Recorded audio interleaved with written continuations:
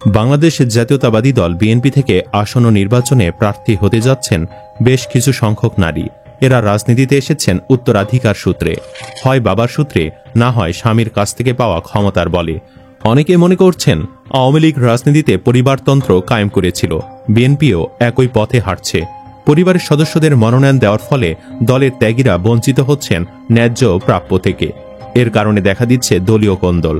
আগামী নির্বাচনে বিএনপির উচ্চপদস্থ নেতাদের পরিবার থেকে যেসব নারীরা নির্বাচন করবেন, চলুন তাদের সম্পর্কে বিস্তারিত জেনে নেওয়া যাক।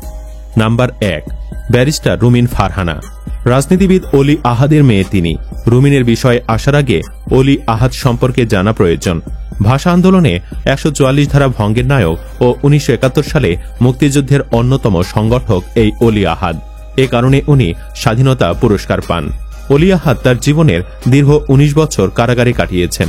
রাজনীতি করেছেন হোসেন শহীদ সোহরাওয়ার্দী, শেরেবাংলা একে ফজলুল হক, মাওলানা ভাসানী ও শেখ মুজিবুর রহমানের সাথে। তিনি আওয়ামী লীগের প্রতিষ্ঠাতা সাংগঠনিক সম্পাদক ছিলেন, যদিও পরে তিনি বিএনপির রাজনীতি করেছেন। সে সূত্রে রুমিন ফারহানা বিএনপিতে যুক্ত হয়েছেন। আগামী নির্বাচনে তিনি প্রার্থীও হবে। বর্তমান বিএনপির কেন্দ্রীয় সহ আন্তর্জাতিক বিষয়ক সম্পাদকের দায়িত্ব সামলাচ্ছেন রুমিন। 2018 সালে তিনি ছিলেন সংরক্ষিত আসনের এমপি। টকশোতে আওয়ামী সরকারের অপশাসনের বিরুদ্ধে তিনি সোচ্চার ছিলেন।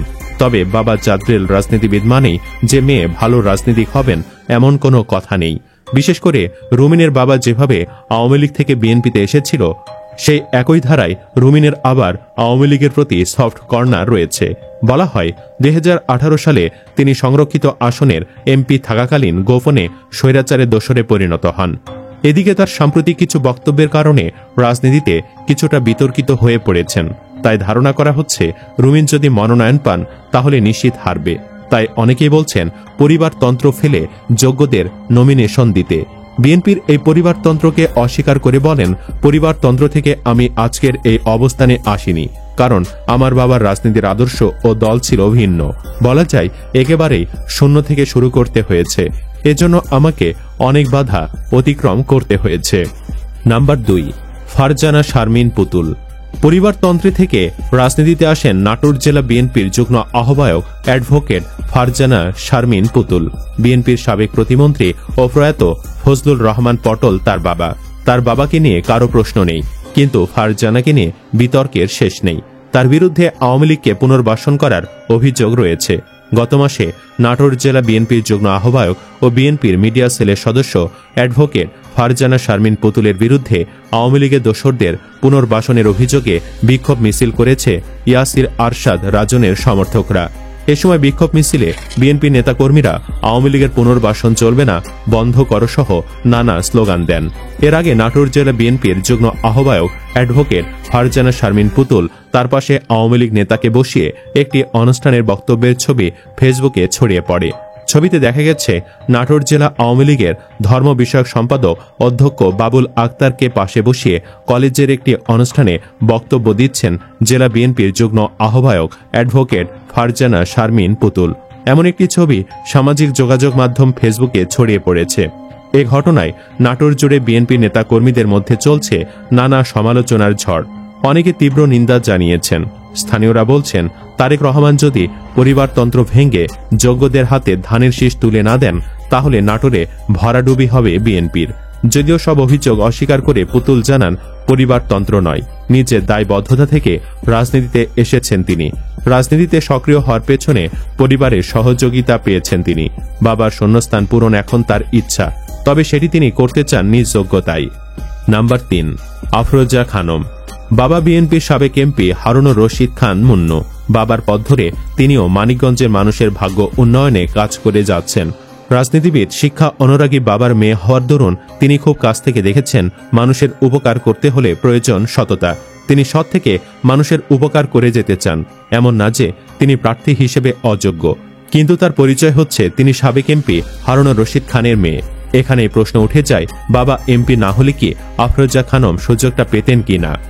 নাম্বার 4, শামা ওবায়েদ। রাজনীতিবিদ ও মুক্তিযুদ্ধের অন্যতম সংগঠন KM ওবায়দুর রহমানের মেয়ে শামা ওবায়েদ রাজনীতির পাশাপাশি রিয়েল এস্টেট ব্যবসার সঙ্গেও যুক্ত।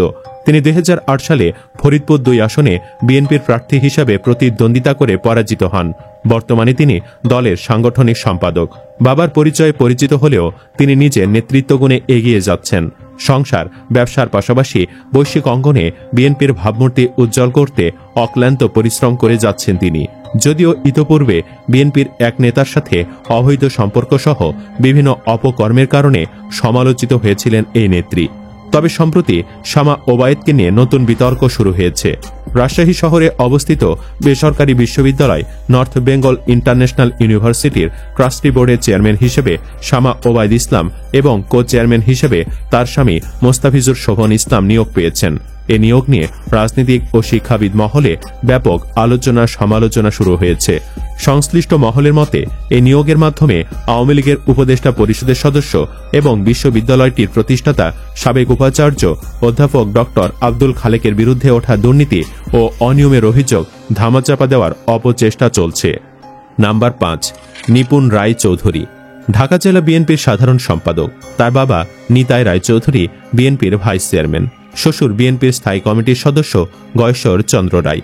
ফ্যাসিবাদ বিরোধী আন্দোলনের এ অগ্রসৈনিক ঢাকা 3 আসনে নানা জনকল্যাণমূলক কার্যক্রম করে যাচ্ছেন।